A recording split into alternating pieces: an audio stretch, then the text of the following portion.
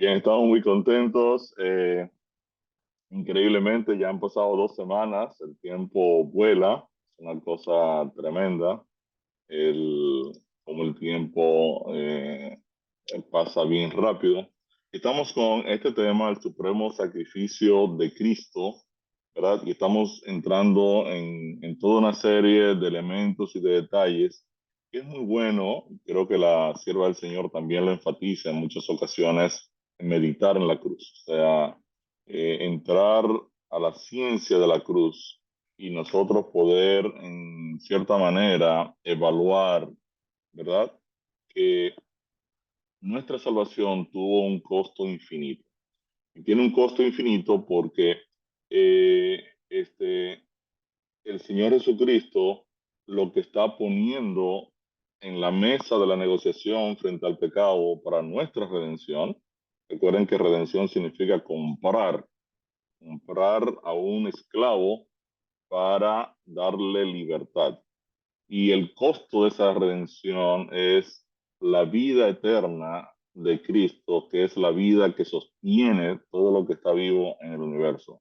Y es un costo relativamente alto. O sea, yo me pongo a pensar que en el lugar de Cristo, a mí me hubiese sido muy difícil poner en riesgo la fuente de vida de la eternidad, que es mi vida per se, ponerla en riesgo para salvar a un grupo de personas que sencillamente están condenadas y que, bueno, ese es su problema, ¿no? Así que aquí vemos un desprendimiento, un autodesprendimiento enorme del sacrificio supremo de Cristo. Quiero presentarme delante del Señor para continuar en el estudio. Vamos a ver algunos elementos, a analizar algunos puntos sobre a repasar lo que vimos ayer, algunos elementos esenciales, y luego entonces ir dirigiéndonos ya al tema de la resurrección y lo que esto implica para nosotros, para todo el universo, para toda la creación de Dios. Oramos.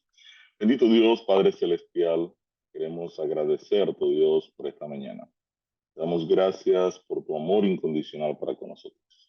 Y te damos gracias porque debido a ese amor, tú pagaste el precio de nuestra redención a un costo infinito, la entrega de la eternidad de Cristo en favor nuestro.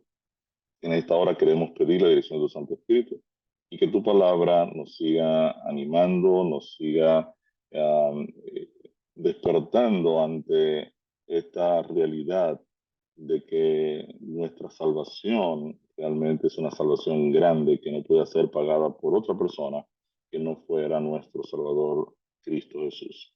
Bendice todo este equipo pastoral, todo este equipo misionero. Te pedimos que tu presencia esté con ellos y que tu Santo Espíritu los anime y los motive a compartir esta verdad y esta salvación tan grande con tantas personas que necesitan escuchar.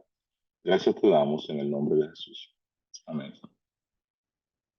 Y en el día de ayer decíamos que Dios había establecido que una persona que era colgado de un madero iba a recibir su maldición. Esto se encuentra en Deuteronomio 21, 22 al 23. Y este hecho, eh, la gran pregunta que uno se hace es, bueno, si Dios había establecido que el que cuelga de un madero recibe su maldición, ¿por qué Dios permite que Cristo cuelgue de un madero y reciba la descarga de su maldición? O sea, ¿cómo Dios permite que su hijo entonces termine en un madero y reciba su maldición, o más bien su descarga de ira, que es la descarga de ira de Dios frente al problema del pecado y que va a padecer al final toda persona que haya rechazado el Evangelio? El apóstol Pablo, en Gálatas 3:10, había declarado que todos los que dependen de las obras de la ley están bajo maldición. eh, pues está escrito, maldito todo aquel que no permanece en todas las cosas escritas en el libro de la ley para hacerlas. Y decíamos que muchas personas utilizan este texto para decir que una persona que depende de la ley de Dios, pues está bajo maldición, y eso no es lo que dice el texto. El texto dice que todo el que no permanece en la ley de Dios está bajo maldición. Y eso implica que toda la humanidad está en maldición. El apóstol Pablo utiliza esta figura para entonces en Gálatas 3:13 poder decir que Cristo nos redimió, nos compró, nos liberó de la maldición de la ley, porque Él asumió esta maldición, porque estaba escrito, maldito todo aquel que es colgado de un madero. Quiere decir que al ocupar nuestro lugar, Cristo está tomando para sí el, la maldición de la ley, ¿verdad? Que recae sobre cada ser humano. Dijimos también que rumbo a la cruz Jesús recibió toda clase de maltratos, torturas, castigos, humillaciones, burlas y todo aquello sencillamente lo que hizo fue exponer públicamente el carácter, ¿verdad? El carácter asesino de Satanás, lo expuso públicamente ante todo el universo. Y yo imagino que los ángeles del cielo dijeron, no, pero esto no es posible. O sea, aquel señor que una vez estuvo con nosotros vendiéndonos un proyecto político de que él iba a establecer un reino donde no teníamos que adorar a Dios y donde cada quien iba a ser su propio Dios, no es posible que tenga esta ira, esta hazaña contra el Hijo de Dios y que realmente pueda actuar de esta manera. Es interesante porque no sé si te han escuchado acerca de la iglesia de Satanás. En Estados Unidos está la iglesia de Satanás y cuando uno pues, escucha estas cosas, uno de una vez se pone como, ¿verdad? Como, wow, ¿quién se atreve a congregarse en la iglesia de Satanás?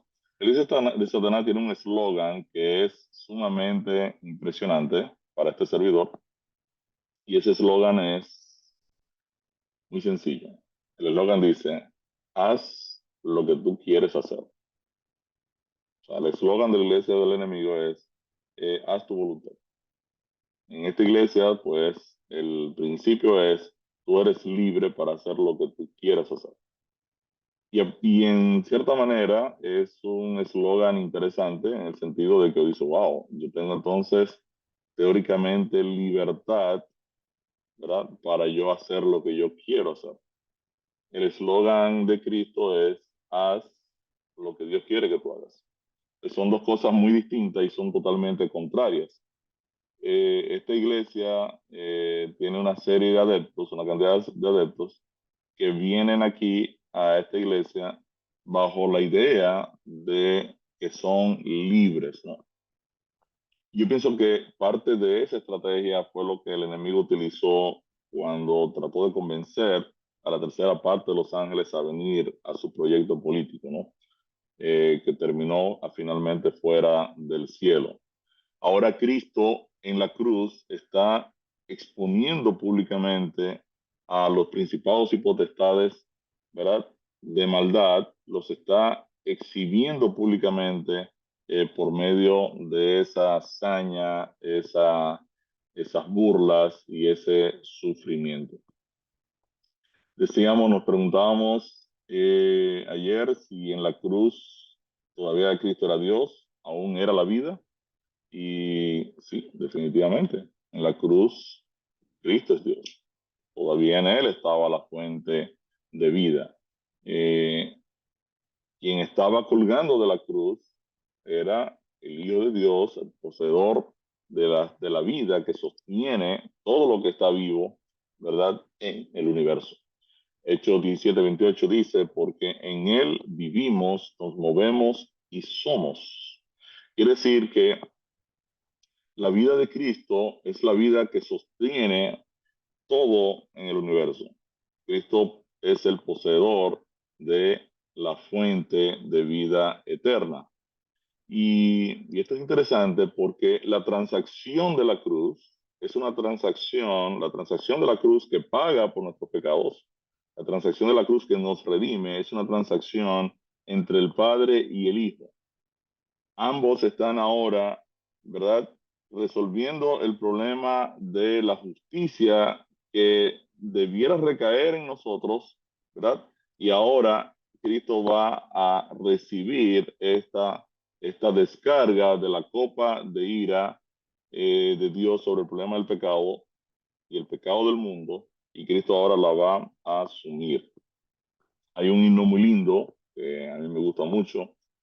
eh, este, no lo tenemos aquí, creo antes lo teníamos en una versión anterior del tema, pero es muy difícil por el asunto de tener que traducirlo en el programa ahora que va a Misión Global. Pero es un himno que ustedes conocen muy bien, que se titula Fuente de la Vida Eterna. Es un himno precioso y lo que está diciendo este himno es que la fuente de la vida eterna estaba en Cristo y es lo que ahora Él está entregando en su negociación con el pecado por la raza humana. La fuente de la vida eterna contiene suficiente vida para alcanzar a cada ser humano del planeta y es por eso que toda la humanidad está representada o queda representada en la cruz de Cristo. Vimos también en en el día de ayer, vimos también lo que el apóstol Pablo decía de cómo Cristo se despojó. Y aquí la palabra clave es que no significa que se vació de sí mismo. Cristo se vació de sí, se hizo vano. Cristo de- se dio todo lo que le otorgaba su vida eterna, Él se la entrega al Padre y se quedó absolutamente sin nada. Por eso es que nosotros decimos que Cristo sufrió la muerte eterna porque Cristo se quedó sin la vida eterna. Cristo la cedió, la pasó al Padre y se hizo vano, se vació de sí. Y es interesante porque muchas veces nosotros eh, no entendemos esto, ¿no? O pensamos que, eh, wow, ¿cómo pudo haber pasado? Yo no sé cómo pasó. La Biblia no dice cómo Dios lidia con la vida, cómo Dios lidia con la muerte. Escribíamos en el día de ayer en el chat de que en realidad los temas que tienen que ver con cómo Dios resucita, cómo Dios va a devolver a la vida a las personas, en realidad están velados al ser humano, ¿no? No manejamos la mecánica de la vida. Mi madre tiene 95 años, ella ha leído la Biblia 67 veces y entonces un día yo bromeando por un comentario que me hizo, yo le decía, la verdad es que tú no te quieres morir, ¿no? O sea, eso es impresionante, tú le tienes miedo a la muerte. Y entonces me dice, bueno, lo que pasa es que yo no sé cómo Dios, cuando yo desaparezca y ya no quede ni siquiera un polvito de mi vida, cómo Dios me va a resucitar. Y a mí eso me preocupa muchísimo, me dice ella. Digo, pero tú has pasado 67 veces por el texto que dice, yo soy la resurrección y la vida. Eh, el que esté muerto, ¿verdad? Que cree en mí, aunque esté muerto, vivirá. O sea, eso no debe ser tu preocupación. Tú solo debes confiar en que Dios te va a traer de vuelta. Y esa es una responsabilidad de Dios. Dios no ha explicado cómo Él toma a una persona que ha muerto, ¿verdad? Y la trae de nuevo a la vida. Eh, en cierta manera, y eso para este servidor, sencillamente se lo voy a compartir, no está en el programa, pero personalmente yo entiendo que Cristo no muere real y efectivamente la muerte eterna, sino que muere la muerte eterna en sentido figurado. En sentido figurado, ¿por qué? Porque cuando una persona padece la muerte eterna, no puede resucitar. O sea, una persona que está muerto eternamente no va a poder volver de nuevo a regresar. En sentido figurado, Cristo muere la muerte eterna. Hay, hay un texto, y esto este servidor lo infiere por un texto que está en Hebreos 11:17, texto que ustedes conocen muy bien, dice, por la fe Abraham, cuando fue probado, ofreció a Isaac, y el que había recibido las promesas ofrecía su unigénito, habiéndosele dicho: en Isaac te será llamada descendencia, pensando, Abraham pensaba, que Dios es poderoso para levantar aún de entre los muertos, de donde en sentido figurado también le volvió a recibir. Quiere decir que el escritor de la carta a los Hebreos está diciendo aquí que Isaac, en sentido figurado, murió aquel día. La verdad es que Isaac no murió, pero sí murió, en el sentido de que ya Abraham tenía el cuchillo, la decisión estaba tomada y iba a sacrificar al hijo, y el escritor dice, en sentido figurado, Isaac se murió. Quiere decir que en sentido figurado, Cristo muere la muerte eterna. En la realidad, Cristo no está yéndose a la muerte eterna hasta que Dios no haga juicio sobre él, que es lo que sigue a continuación cuando él entrega su vida. Quiere decir que en sentido real, Cristo muere como morimos los seres humanos que vamos a ser resucitados, pero en sentido figurado, Cristo entregó su eternidad, despidiéndose de su vida eterna, asumiendo la paga del pecado completamente, y en cierta manera Cristo se despide, al entregar su fuente de vida eterna, se despide de la vida. En sentido figurado, Cristo muere la muerte eterna; en sentido real, muere la muerte de la cual Él puede resucitar, ¿no? La muerte que vamos a morir los creyentes y que seremos resucitados en el día final. Eh, es interesante también, vimos en el día de ayer, que esta transacción es una transacción entre el Padre y el Hijo. Isaías 53:10 declara eh, que con todo eso el Padre quiso quebrantarlo, sujetándole a padecimiento, cuando haya puesto su vida en expiación por el pecado. Cuando Cristo ha decidido poner su vida, y esto es paradójico, porque Cristo está entregando su vida por amor, en favor de nosotros, en expiación por el pecado, y ahora él dice el texto que con todo eso el Padre quiso quebrantarlo, sujetándole a padecimiento. Y analizamos también un poco el concepto de la justificación, al declarar que toda la humanidad está bajo la maldición de la ley del pecado, o bajo la condenación de la muerte eterna. Lo que establece la ley del pecado es que el pecador debe morir eternamente. Eh, Jesús había dicho que nadie tiene mayor amor que este, que uno ponga su vida, ¿verdad?, por sus amigos. Entonces es interesante porque lo que estamos viendo entonces en la mecánica de la cruz es que la fuente de la vida eterna ahora se alistó en la cruz para justificar, en otras palabras, asumir la condena a muerte eterna de todos los seres humanos con una sola vida. Y es muy interesante esto, ¿verdad? ¿Por qué? Porque solo Cristo en todo el universo tenía la calidad para justificar a todos. Y solo Cristo tenía esa calidad porque solo Cristo tiene vida eterna. Y esto a mí me resulta muy importante, sobre todo cuando estamos trabajando con hermanos cristianos que han abrazado el concepto de la inmortalidad del alma, de que los seres humanos son inmortales, y es la razón por la que se establece una tortura eterna, porque obviamente si el ser humano cuando se muere no se muere porque es inmortal, ¿qué pasa cuando la persona entonces muere? Entonces, como el alma no se muere, hay que llevarla a un sitio. Eh, Obviamente, si el tipo se va a perder, no se puede llevar al cielo, entonces hay que mandarlo a algún lugar de castigo porque su alma sencillamente no se muere.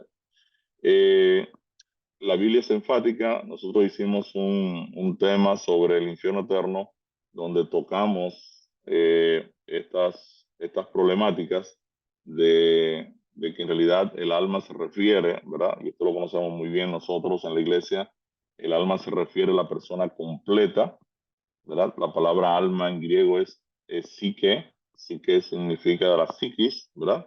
Donde está mi mente, está Ricardo. Obviamente hay una relación entre donde yo estoy como elemento pensante, pues la psique, donde está mi psique, pues estoy yo. Eh, la Biblia en ningún momento habla de un concepto de que el ser humano en realidad es inmortal.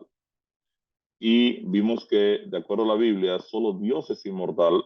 Y esto es muy importante de aclararlo, sobre todo a nuestros hermanos cristianos de otras denominaciones, que utilizan esto como base para decir entonces que el infierno eterno tiene sentido porque los malos pues no se mueren y son llevados entonces a un lugar de tortura eterna. En sentido real, el sacrificio de Cristo es una doble transacción. Aquí es lo que se llama la doble imputación. El pecador está condenado a muerte eterna. Cristo ahora asume la muerte del pecador y dispone ahora su vida eterna para que el Padre ahora la disponga a la humanidad pecadora que por la fe la acepte. Quiere decir que legalmente, Cristo ha asumido nuestra condena de muerte, ¿verdad? Y a cambio nos oferta su vida eterna para que nosotros podamos vivir eternamente. Quiere decir que el sacrificio de la cruz trata acerca de la justicia de Cristo aplicada al creyente por medio de la fe. Vimos también, nos hicimos la pregunta, que ahora con la muerte de Cristo, el Padre puede legalmente, ¿verdad?, ofrecerle vida eterna a todos los pecadores que por la fe acepten el sacrificio de Cristo. El Padre cuenta con la fuente de la vida eterna, esta fuente que sostiene todo lo que está vivo en el universo, y ahora el Padre legalmente tiene, ¿verdad?, la vida eterna en sus manos para ofertarla libremente a todo ser humano que por la fe acepta a Cristo como un Salvador. Dicho de otra manera, el ser humano ya no queda condenado por el pecado. El pecado no puede decirle a Ricardo, usted está muerto eternamente, porque el Padre le dice, no, no, pecado, ya eso no es así. O sea, ya la muerte de Ricardo está pagada en la cruz del Calvario y ya ahora es una prerrogativa de Ricardo aceptar la vida eterna o quedarse en la condenación de muerte eterna que gravita en su vida. Quiere decir que ahora a través del Evangelio el ser humano tiene acceso a una vida eterna que ya ha sido pagada en la cruz del Calvario. Y una de las cosas por las cuales yo me siento muy contento es por haber nacido después que pasó el evento de la cruz. Porque el evento de la cruz ya me da la garantía, me da la certeza, me da, ¿verdad? La satisfacción de saber que mi muerte eterna, mi condenación eterna ya fue pagada en la cruz del Calvario y que a través del Evangelio ahora yo puedo tener la garantía de la salvación eterna porque ya Cristo la pagó y fue exitoso en la cruz del Calvario. Entonces entramos en el tema de la resurrección y analizamos ayer, ¿verdad? Que en la tumba el Padre, ¿verdad? En la tumba el Padre ahora va a pasar juicio a Cristo. Y pasa juicio a Cristo porque eso es lo que tiene que hacer. O sea, si Cristo ha pecado, no va a resucitar. Si Cristo no pecó, entonces el Padre lo va a resucitar de los muertos porque no es justo que Cristo sea eh, dejado en la muerte, ¿verdad? Dejado encarcelado en la muerte eternamente si él no cometió pecado. Entonces, Isaías 53, 11 había declarado, 10 y 11 había declarado que el Padre vería el fruto de la aflicción de su alma y quedaría satisfecho. Entonces, el Padre pasa, ¿verdad? Pasa juicio a la obra de Cristo. y dice, wow, excelente, perfecto. Lo que mi hijo hizo fue perfecto en su vida, en su muerte. Él llevó una vida perfecta. La muerte no lo puede retener. Y ahora el Padre va a justificar a Cristo. Pero lo interesante es que la justificación de Cristo se convertirá en la justificación nuestra. En otras palabras, la resurrección de Cristo justificó a Cristo en primer lugar de que su obra fue perfecta y esa justificación ahora el Padre la va a utilizar para la justificación nuestra, como dice el apóstol Pablo en Romanos 4:25, el cual, hablando de Jesús, fue entregado por nuestras transgresiones y resucitado para nuestra justificación. Vimos también ayer que es el Padre quien resucitó a Cristo. Es Dios quien lo levantó de los muertos. Vimos todos los textos que dicen que Dios lo resucitó de los muertos. Algunas personas dicen, no, Cristo se autorresucitó. En realidad Cristo no se pudo haber autorresucitado porque si se autorresucitó no estaba muerto.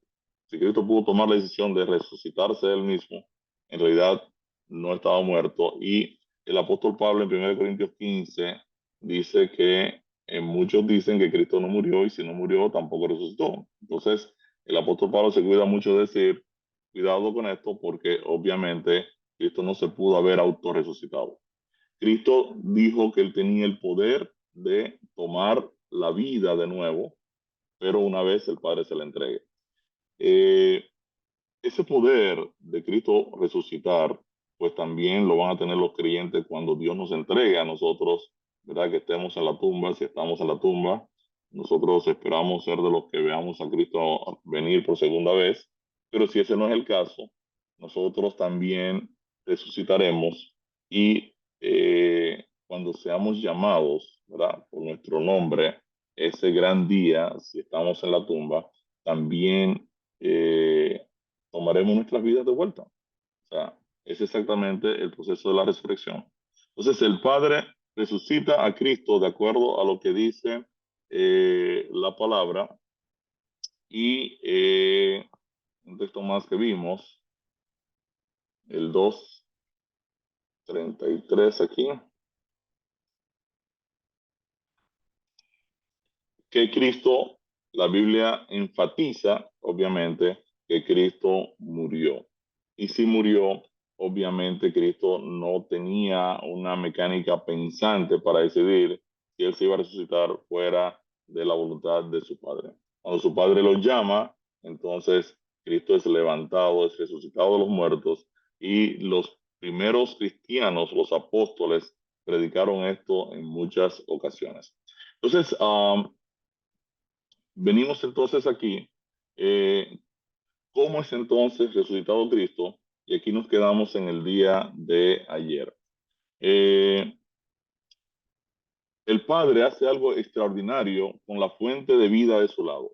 El Padre va a unir a Cristo con la humanidad salvada y lo va a resucitar con una porción de la misma vida que el propio Cristo arriesgó y entregó por nosotros. En otras palabras, con la fuente de vida eterna en sus manos, el Padre también toma una porción de esta vida eterna para unir a Cristo con la comunidad de salvados y devolverle de nuevo una vida que ahora no es exclusiva de Cristo porque Él nos la dio, nos la regaló, ahora nos pertenece a todos junto con Cristo. Por medio de la resurrección de Cristo, Cristo queda entonces unido a la iglesia, formando ambos un solo cuerpo, una sola vida, la vida eterna que Cristo ha entregado en la cruz. En ese cuerpo, la iglesia, Cristo es la cabeza. En otras palabras, la resurrección de Cristo, lo que la Padre hace es unir a Cristo con nosotros, aquellos que fuimos el objeto de su salvación. Cristo nos ha dado su vida eterna, la ha puesto en favor nuestro. Y ahora el Padre une a Cristo con nosotros porque no es justo que la muerte lo retenga, y ahora nosotros entramos ahora en un vínculo estrecho con nuestro Salvador. Y la Biblia entonces enseña que la iglesia es el cuerpo de Cristo, donde Cristo es la cabeza, porque ahora toda la comunidad de creyentes comparten junto con Cristo una sola vida, la vida que Cristo puso en riesgo en la cruz del Calvario. Efesios 4, 15 al 16 dice, sino que siguiendo la verdad en amor, crezcamos en todo en aquel que es la cabeza, esto es Cristo, de quien todo el cuerpo, bien concertado y unido entre sí por todas las coyunturas que se ayudan mutuamente, cada miembro recibe su crecimiento para ir edificándose en amor. Quiere decir que ahora toda la comunidad de creyentes es parte del cuerpo de Cristo, porque junto con Cristo comparten una sola vida. Colosenses 1, 16 y 18 dice también algo similar, porque en Cristo fueron creadas todas las cosas y Él es antes de todas las cosas y todas las cosas en Él subsisten y Él es la cabeza del cuerpo que es la iglesia, el que es el principio, el primogénito entre los muertos para que en todo tenga la preeminencia. Todos los que creen en Cristo entonces comparten una sola vida, ¿verdad? O comparten la fuente de vida eterna, que es la vida que Cristo entregó en la cruz del Calvario, y la Biblia llama a la iglesia el cuerpo de Cristo.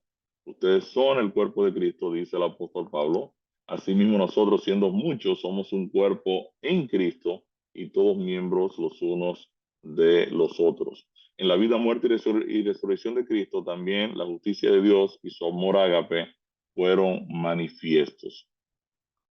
Una pregunta, ¿por qué Dios no fue más preciso en el Antiguo Testamento a través de los profetas sobre la muerte del Mesías en un madero?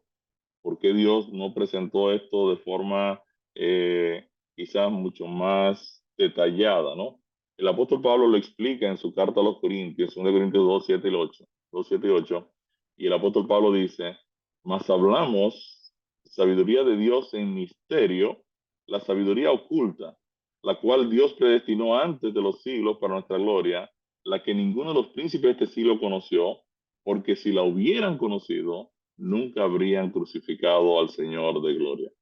Y esto es extraordinario porque en el ajedrez, ¿verdad?, del problema del pecado y de nuestra liberación y de cómo Dios va a resolver el problema del pecado en todo el universo, eh, el Señor mantuvo en cierto misterio el proceso de que la muerte de Cristo iba a ser realmente nuestra liberación, nuestra redención.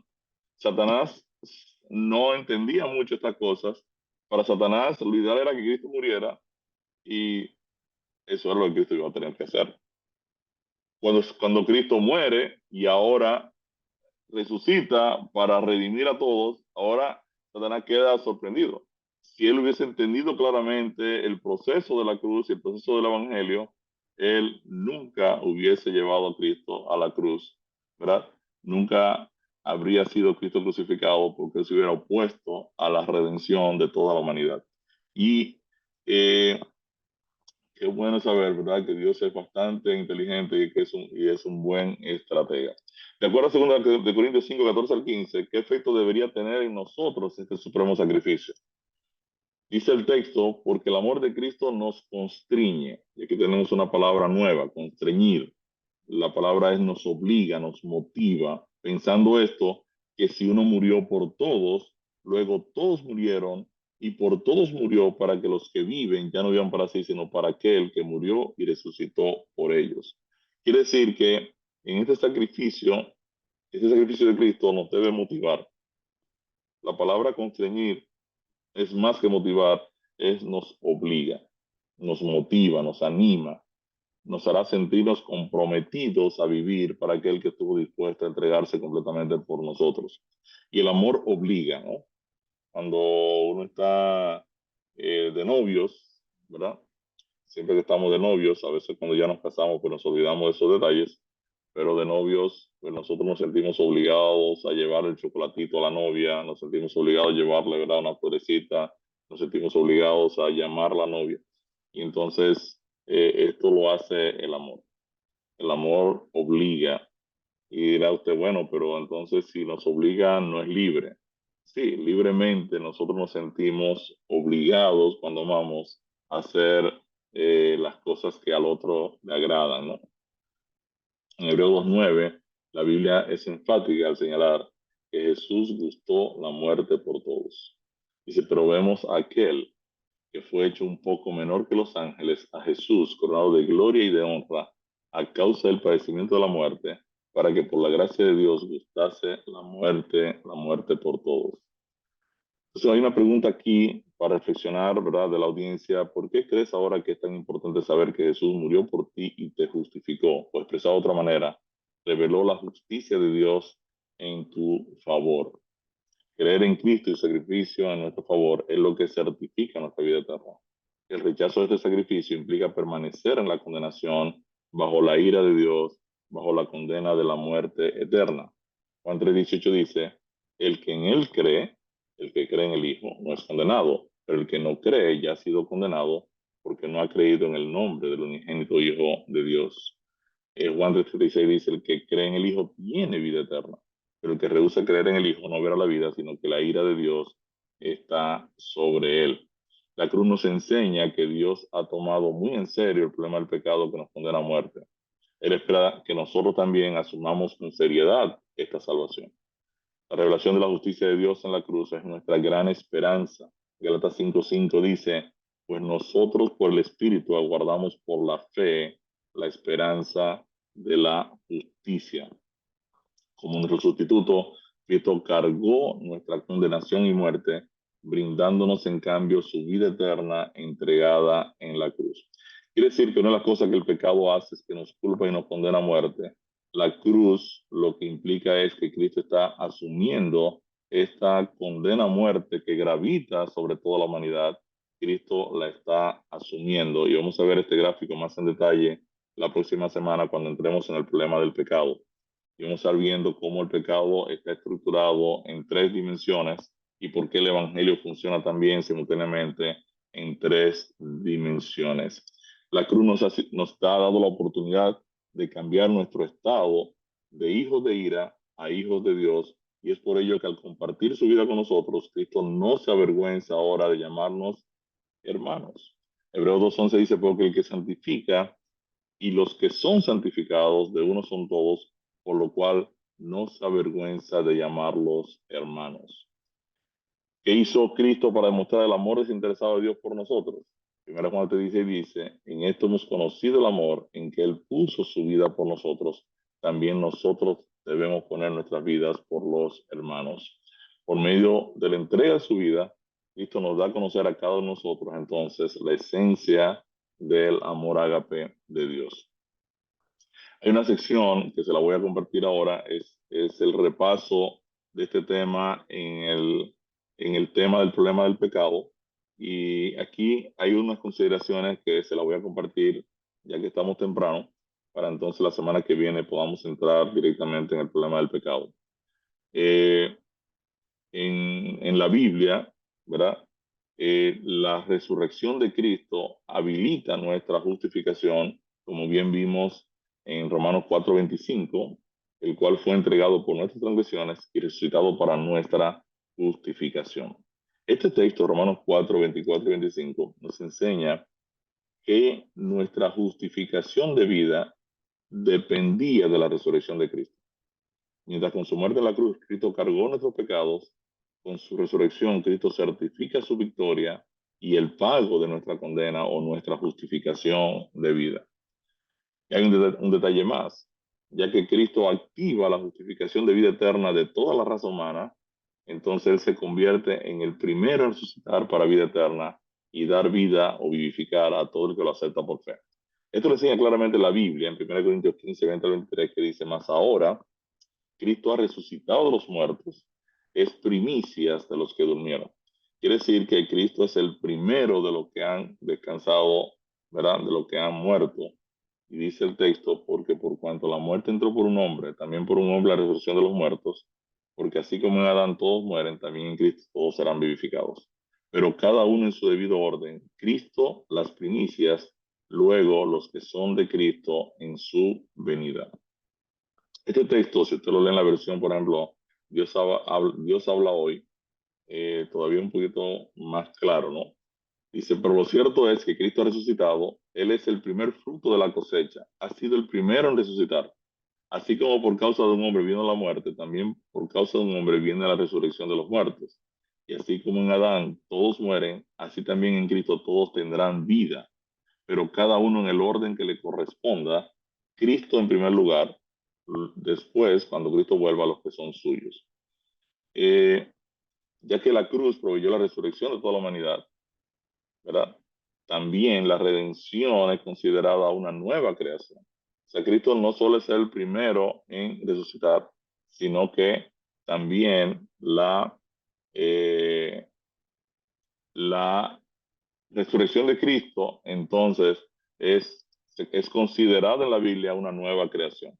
2 Corintios 5:17 dice, de modo que si alguno está en Cristo, es una nueva creación, es una nueva criatura. Las cosas viejas pasaron, y aquí todas son hechas nuevas. Quiere decir que la victoria de Cristo en la cruz también garantizó la creación, garantizó la eternidad de toda la creación fiel. En ese sentido, toda criatura del universo que por la fe acepta a Cristo, aceptó a Cristo, experimenta un nuevo nacimiento, una nueva vida. Y es por eso que la Biblia llama a Jesús el principio de la creación de Dios. Y me gusta mucho esto porque cuando la Biblia habla del arché de la creación de Dios, nuestros hermanos testigos de Jehová piensan que en realidad Cristo fue creado por Dios antes de la fundación del mundo. En realidad no. Cristo es el principio de la creación de Dios cuando resucita. Pero cuando resucita es cuando ahora la creación de Dios está certificada, ¿verdad?, a vivir eternamente porque Dios ha revelado su carácter, Dios ha revelado su justicia, Dios ha revelado su amor incondicional. Quiere decir que a partir de la justificación de Cristo, entonces ahora toda la creación tiene sentido para acceder a la eternidad. Y Cristo viene a ser el principio de esa nueva creación de Dios. Porque la primera creación no conocía a Dios, no entendía su carácter, tomaron decisiones, muchos de ellos, sin confiar en la palabra de Dios, sin tener fe en la palabra de Dios. Ángeles se apartaron, ángeles se quedaron, todos tomaron su decisión sin todavía ver en su justa dimensión los atributos divinos.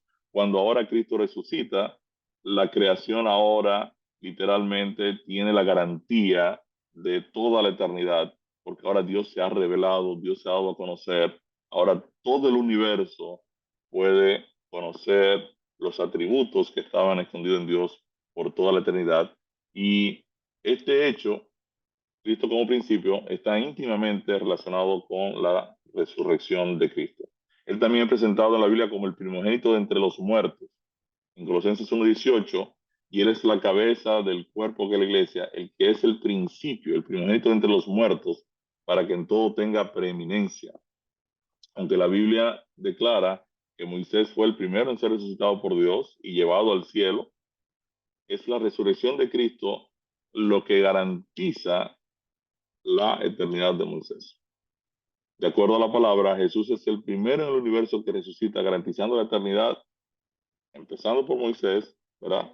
De Moisés y de todos los creyentes fieles que por la fe han aceptado este sacrificio. Y es por ello que Cristo es declarado el primogénito entre los muertos. Así también lo establece Apocalipsis 1:5, que dice, y de Jesucristo, el testigo fiel, el primogénito de los muertos y el soberano de los reyes de la tierra, el que nos amó y nos lavó de nuestros pecados con su sangre. Porque en Cristo Jesús ni la circuncisión vale nada, ni la incircuncisión, sino una nueva creación. Desde la creación, debido al problema del pecado, todo el universo existía en total incertidumbre. La resurrección de Cristo certificó los tres grandes logros de la cruz. Número uno, la justificación legal de los pecadores, la revelación del carácter de Dios, su justicia y su amor incondicional, y la victoria sobre el pecado. En cierta manera, la creación del universo inicia, ¿verdad? Desde el principio, cuando Dios crea el universo, crea los ángeles, ¿verdad? Pero todo este principio está en incertidumbre hasta que Dios sea manifiesto, hasta que Dios sea revelado. Y lo que estamos diciendo acá es que la resurrección de Cristo representa ahora una segunda creación donde todas las criaturas del universo ahora van a tener conciencia o tienen conciencia ¿verdad? Del amor incondicional de Dios y pueden conocer todos sus atributos. Y es por eso que Cristo es presentado como el principio de la creación de Dios. La cruz también satisface, en primer lugar, la justicia divina. Y esto es muy interesante porque antes de Dios presentar el sacrificio de Cristo como la revelación de su justicia, ese sacrificio primero tiene que satisfacer a Dios. Porque si el sacrificio no satisfizo a Dios, Dios sabe que cuando lo presente públicamente, el enemigo se lo va a atacar y va a encontrar cola que pisar. Quiere decir que lo primero que tenía que suceder en el sacrificio de Cristo era que el propio Padre, ¿verdad?, estuviese satisfecho. El primer objetivo de la cruz entonces es satisfacer la propia justicia divina, y luego de satisfacerse a sí mismo, ahora Dios la puede revelar al universo. En su libro, nuestro sumo sacerdote, Edward Heppenstall, declara: el sacrificio de Cristo satisface entonces, en primer lugar, necesidades dentro de la propia divinidad. Eso tiene prioridad. La salvación no podría llegar al pecador sin satisfacer esas necesidades divinas. La justicia debe hacerse, en primer lugar, en el orden divino. Yo digo, wow, extraordinario. En otras palabras, cuando Cristo es resucitado porque su obra satisfizo primeramente a Dios. Dios pasó juicio a la obra de Cristo, ¿verdad? Y su justicia quedó complacida. Una vez la justicia de Dios queda complacida, ¿verdad? Y esta justicia fue aceptada en el orden divino, ahora Dios la presenta a toda la humanidad y a todo el universo y presenta ahora su justicia, ¿verdad? Sin temor a equivocarse, porque ya la divinidad fue satisfecha con este sacrificio. Quiere decir que la cruz muestra la justicia de Dios a todo el cosmos. Al mismo tiempo da a conocer su gracia, su misericordia y su amor. Todos los ángeles fieles que quedaron del lado del Señor ahora se dan cuenta del valor que ellos tienen, porque Dios le está revelando a los ángeles fieles lo que Él fue capaz de hacer por pecadores cuando Él valoró a los pecadores al valor que Él tiene al poner su vida por nosotros. Es por ello que cualquier enseñanza que reduzca a Cristo de su posición divina hace colapsar el Evangelio, ¿verdad? La cruz le enseña a Lucifer y su hueste de demonios algo que por la vía del egoísmo no se puede lograr, y esto es morir por la persona amada, aunque ésta no corresponda al sacrificio. Lucifer quería subir, ocupar el trono de Dios, nunca bajar y ocupar el rango de un ángel, mucho menos ocuparía el lugar de un enemigo. En la cruz, el Creador, el Rey del universo, desciende aún por debajo del nivel angelical y se rebaja, se humilla, mostrando así en toda su plenitud la verdadera esencia del amor ágape, que lo encontramos en 1 Corintios 13, cuando dice: el amor es sufrido, es benigno, no tiene envidia, no es jactancioso, no se envanece, no hace nada indebido, no busca lo suyo, no se irrita, no guarda rencor, no se goza de la injusticia, más se goza de la verdad. Todo lo sufre, todo lo cree, todo lo espera, todo lo soporta. El amor nunca deja de ser. Y esta es la forma de la cruz mostrar el amor desinteresado de Dios por nosotros. Por este supremo sacrificio, Jesús nos dice a nosotros, pecadores sin esperanza, que Él nos amó mucho más de lo que se amó a sí mismo. Y esto es interesante porque la Biblia también, Jesús dice, o la Biblia declara, que Él nos amó a nosotros primero. Yo digo, wow, primero que qué. Cristo nos amó primero que Él mismo. Él nos puso a nosotros en primer lugar. Él entregó su vida en favor de nosotros porque nos colocó a nosotros delante de Él. Él primero decidió resolver nuestro problema, aunque Él iba a tomar el riesgo de esa salvación. Y esta es la manifestación del verdadero amor ágape. Termina este tema con el dilema del operador del tren. Una noche un operador de vías estaba esperando el último tren para activar los controles y poner el puente en posición horizontal. A lo lejos vio las luces del tren y esperó hasta que estuviese a una distancia prudente para bajar los carriles del puente. Cuando advirtió la cercanía del tren, se dirigió a la cabina de control para descubrir horrorizado que los controles no funcionaban y que el seguro que sujetaba la unión entre los carriles se había malogrado. Solo podía activar la operación manual del puente. El operador abandonó la cabina de control y cruzó a otro lado del río donde había un interruptor para accionar una palanca manual, la cual sostendría los dos carriles del puente. Él bajaría la palanca y la mantendría en dicha posición con mucha fuerza hasta que el tren cruzase el puente. Fue entonces cuando escuchó un sonido que provenía muy cerca de la cabina de controles y que hizo que se le helara la sangre. Papi, ¿dónde estás? Escuchó repetidas veces. Su pequeño hijo estaba cruzando el puente para buscarlo. Su primer impulso fue gritar, corre, corre, pero se dio cuenta que las diminutas piernas de su pequeño jamás podrían cruzar el puente antes de que el tren llegase. Ahora solo podía salvar a su hijo o salvar a los pasajeros, lo uno o lo otro. Salvar el hijo implicaba la muerte de los pasajeros, salvar los pasajeros implicaba la muerte del hijo. El gran dilema del operador de puente para el paso de trenes y barcos, la vida de su hijo o la vida de los pasajeros del tren. Hace alrededor de 2000 años, nuestro Padre Celestial tomó la decisión de entregar a Jesús a cambio de la humanidad perdida. No había alternativa. Era Jesús o los seres humanos. La buena noticia del Evangelio es que gracias a su amor incondicional, el Padre y su Hijo se involucraron para pagar nuestro rescate. Mi respuesta al tema. En la cruz Jesús demostró que su amor por los pecadores es mayor que su amor por sí mismo. ¿Por qué debería usted creer en este sacrificio supremo? En resumen, ¿qué hemos aprendido? Aprendimos algunos aspectos de la deidad, sobre todo acerca de Cristo antes de encarnarse. Dios es una deidad de tres personas, el Hijo es el creador, Dios es inmortal, Dios da vida, Jesús es la vida, Jesús es el autor de la vida. También aprendimos que Jesús cargó nuestros pecados en la cruz, como establece 1 de Pedro 2:24. Aprendimos que colgar de un madero para los judíos representaba la maldición de Dios o la muerte sin esperanza de resurrección.